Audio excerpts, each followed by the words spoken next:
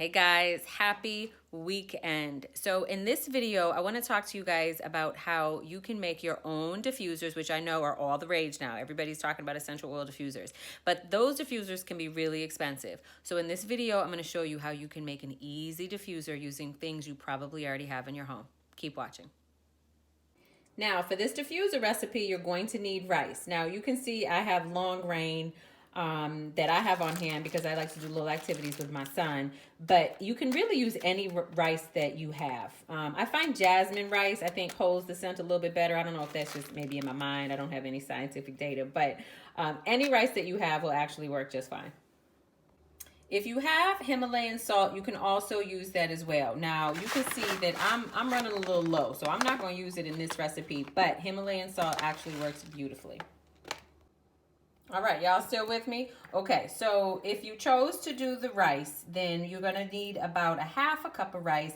And what I like to do is put it in just like a beautiful glass jar, but you can use whatever container that you have. I just do this because it's just a little bit easier for me. So go ahead and put your rice in there. If you chose to do the Himalayan salt, you're basically gonna do the same thing, okay? Put about a half cup of Himalayan salt into a glass container.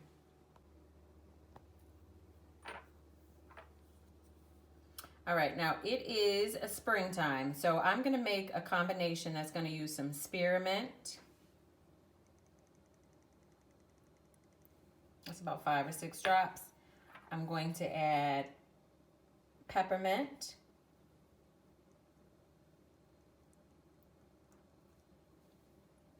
And then I'm going to add some lemon. And total, you want to add about 15 to 20 drops. Now, you can use whatever essential oils that you want your home to smell like. You just want to make sure you try to hit that 15 to 20 drop mark. All right, and then you want to make sure that you give it a good stir, okay? Really make sure that the rice and the oils are very well incorporated. Now, if you decided to do the Himalayan salt, you're going to do the same thing. Just make sure that it's very, very well incorporated. Can you smell that? Oh my goodness, it smells so unbelievably good. I'm not sure what combinations you decided to try, but I'm sure it smells amazing. So let me give you next steps. As this starts to dissipate and the smell fades a little bit, you're gonna do the same process. Just add your essential oils and zhuzh up the, did I say zhuzh? Kick up the smell again, okay?